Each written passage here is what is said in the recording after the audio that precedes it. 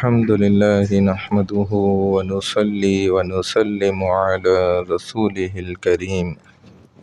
أما بعد فأعوذ بالله من الشيطان الرجيم بسم الله الرحمن الرحيم۔ اس دنیا میں دو قسم کی زندگی ہے، ایک تو ایمانی زندگی اور دوسری نفسانی زندگی۔ اگر ایمانی زندگی گزاری جائے گی تو امام اعظم بنیں گے، اور اگر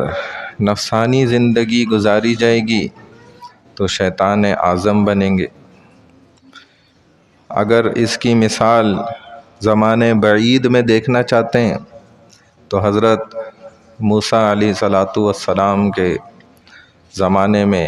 بنی اسرائیلیوں کی حالت دیکھی جا سکتی ہے۔ فرعون کس قدر قہار اور جبار شخص تھا، اس نے کیسے بنی اسرائیلیوں کو پیس کے رکھا، دبا کے، اور بنی اسرائیلیوں نے موسیٰ علیہ السلام کو یہی کہا کہ آپ کے آنے سے پہلے بھی ہم پس رہے تھے، آپ کے آنے کے بعد بھی۔ تو موسیٰ علیہ السلام نے انہیں اللہ کی طرف سے جواب دیا کہ عنقریب وہ رب تمہیں اس زمین کا وارث بنا دے گا۔ اور دنیا حیران اور پریشان تھی کہ کبھی یہ بنی اسرائیلی بھی اس خطے اور زمین کے مالک بنیں گے، لیکن اللہ نے انہیں مالک بنا کے دکھا دیا۔ زمانے قریب میں اس کی مثال صحابہ رضوان اللہ تعالی علیہم اجمعین کی ہے کہ صحابہ نے جب ایمانی زندگی گزاری تو اللہ نے انہیں امام اعظم بنا دیا۔ قیصر و کسریٰ کی طاقت جس کو ساری دنیا جانتی تھی اور یہ سمجھتے تھے کہ کبھی یہ طاقت نہیں ٹوٹے گی، ان کے جو تخت تھے اور ان کے جو تاج تھے وہ صحابہ کے قدموں میں ڈال دیا اللہ نے، کیونکہ انہوں نے ایمانی زندگی گزاری۔ چنانچہ آج آپ ہمارے اس وقت دیکھ رہے ہیں کہ چونکہ لوگ وہ شیطانی نفسانی زندگی پر لگے ہوئے، تو اللہ نے بھی پھر ان کو اسی طریقے سے مغلوب فرما دیا۔ جیسے ایک بادشاہ ہوتا ہے نا، اس کا چاہے اپنا سگا بیٹا ہو اور وہ اس کی بادشاہی میں اگر اس نے بغاوت کر دی تو وہ اپنے بیٹے کو بھی پھانسی جو لگوائے گا نا، وہ داروغے سے، جو داروغہ کیا ہوتا ہے، کبھی وہ کمار ہوتے ہیں، کبھی وہ جو ہے نا چکارے قسم کے لوگ ہوتے ہیں، یعنی کہ گرے پڑے لوگ، گندے قسم کے لوگ، انہی سے اس کو پھانسی لگواتا ہے۔ تو اللہ بھی ایسے ہی کرتے ہیں کہ اپنے پسندیدہ اور پیارے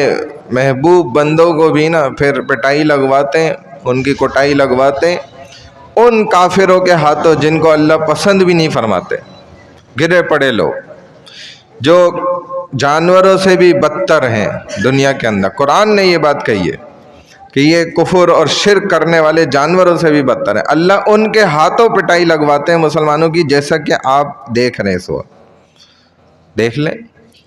ان کے ہاتھوں ہماری کیسی۔ تو لہذا رسول اللہ صلی اللہ علیہ وسلم نے اس بات کو پسند فرمایا ہے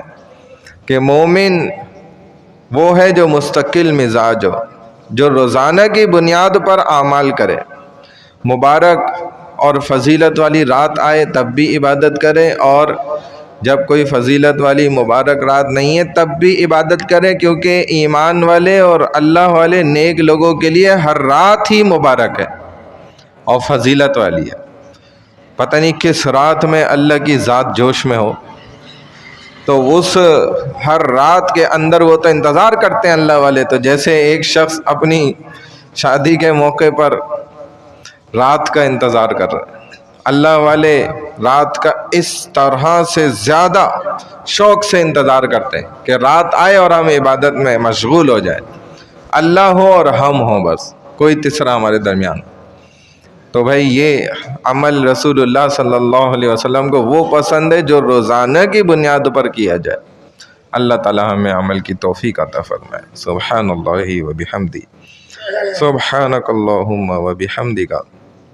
نشہد ان لا الہ الا انت، نستغفرک و نتوب الیک، نستغفرک و نتوب الیک، نستغفرک و نتوب الیک، برحمتک یا ارحم الراحمین۔